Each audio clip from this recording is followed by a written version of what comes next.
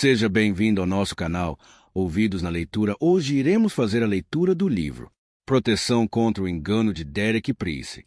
Capítulo 1. Honremos o Espírito Santo de Deus. Esta é a primeira de uma série de 3 mensagens. Neste capítulo, tento analisar um problema que se tem manifestado em várias seções da Igreja em muitas partes do mundo. No capítulo seguinte, procuro analisar como o problema surgiu. E no capítulo 3, abordo algumas formas que nos protegem de uma nova manifestação do problema. Esta primeira mensagem intitula-se Honremos Deus, o Espírito Santo. A verdade não é determinada pelos sinais e maravilhas. Em anos recentes, tem havido a nível mundial uma explosão de sinais e maravilhas. Alguns têm sido bíblicos e muito úteis, outros bizarros e não bíblicos. Os sinais e maravilhas não são novidade. Encontramos-los registrados em diversas passagens da Bíblia e em diferentes períodos da história da Igreja. Contudo, a atual explosão ultrapassa largamente as fronteiras de uma igreja ou denominação particular e atraiu a atenção generalizada dos mídias, tanto religiosos como seculares. Quero deixar bem claro que não possuo preconceitos pessoais ou ansiedade relativamente a manifestações invulgares. A verdade é que na minha vida tenho experimentado grande número de sinais. Não me assustam. Não encaro sinais de forma negativa. Como já declarei na minha brochura O Proar in the Church, Tumulto na Igreja, o meu encontro pessoal com Jesus na Segunda Guerra Mundial começou de uma forma nada convencional. À meio da noite, numa caserna do Exército Britânico, passei mais de 1 hora deitado de costas no chão, com o corpo agitado por soluços convulsivos e depois inundado por um rio de riso que a cada momento se tornava mais ruidoso. Na manhã seguinte, eu era uma pessoa completamente diferente, transformado não por um ato da minha vontade, mas por me render ao poder sobrenatural que me inundara. Fui à procura na Bíblia de diversas passagens que falam do riso. Para minha surpresa, descobri que para o povo de Deus o riso não é fundamentalmente, como imaginamos, uma reação a algo de cômico, mas antes uma expressão de triunfo sobre os nossos inimigos.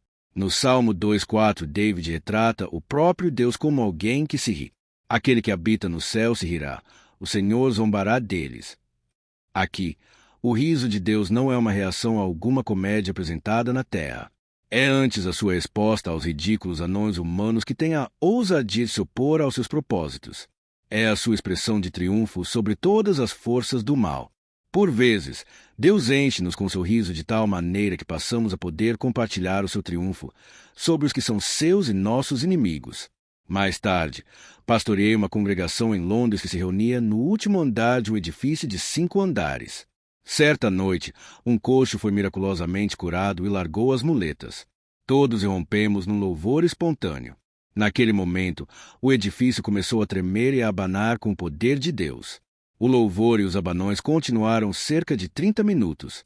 Percebi que algo de semelhante fora registrado em Atos 4:30 e em relação à igreja primitiva. E, tendo orado, moveu-se o lugar em que estavam reunidos, e todos foram cheios do Espírito Santo e anunciavam com ousadia a palavra de Deus. Naquela altura específica, a nossa congregação estava envolvida numa série de cultos evangelísticos semanais nas ruas de Londres e necessitávamos certamente de mais do que uma ousadia natural. Há 2 perguntas a fazer. Mas em relação a qualquer tipo de manifestação, há 2 perguntas que sempre levanto. A primeira, é uma manifestação do Espírito Santo de Deus ou a fonte da manifestação será outra? Segunda pergunta, relacionada com a primeira manifestação, está em harmonia com a Escritura. Em Timóteo 3,16, Paulo diz, toda a Escritura é divinamente inspirada por Deus. Por outras palavras, o Espírito Santo é o autor de toda a Escritura e ele nunca diz ou fazenda seja o que for que o contradiga. Cada manifestação genuína do Espírito Santo harmoniza-se de alguma forma com a Escritura. Jesus adverte contra o engano no fim dos tempos. Gostaria de começar com alguns alertas dados por Jesus, em particular relacionados com o fim dos tempos em que acredito estarmos a viver. São alertas contra o engano. Encontram-se em Mateus capítulo 24, versículos 4, 5, 11 e 24. Por outras palavras, 4 vezes em 21 versículos. Jesus alerta-nos especificamente contra o engano neste período do final dos tempos. A primeira coisa que Jesus disse tem a ver com os acontecimentos conducentes à sua vinda, em Mateus 24:4. Acautelai-vos, que ninguém vos engane. Versículo 5. Porque muitos virão em meu nome, dizendo, eu sou Cristo, e enganarão a muitos. Versículo 11. E surgirão muitos falsos profetas, e enganarão a muitos. E por fim, no versículo 24. Porque surgirão falsos cristos e falsos profetas, e farão tão grandes sinais e prodígios que, se possível fora, enganariam até os escolhidos. Assim, Jesus alerta-nos 4 vezes contra o engano. Todo aquele que despreza esses avisos ou os trata de ânimo leve põe em risco a sua própria alma. O maior perigo neste final dos tempos não é a doença, a pobreza ou a perseguição. É o engano.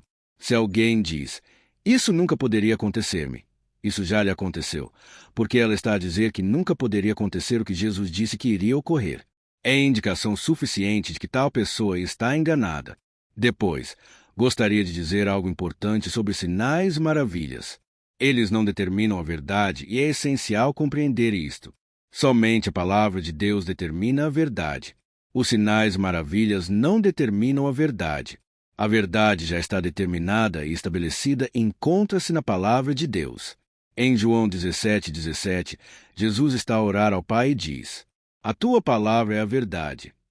E no Salmo 118:89, o salmista declara, para sempre, ó Senhor, a tua palavra permanece no céu.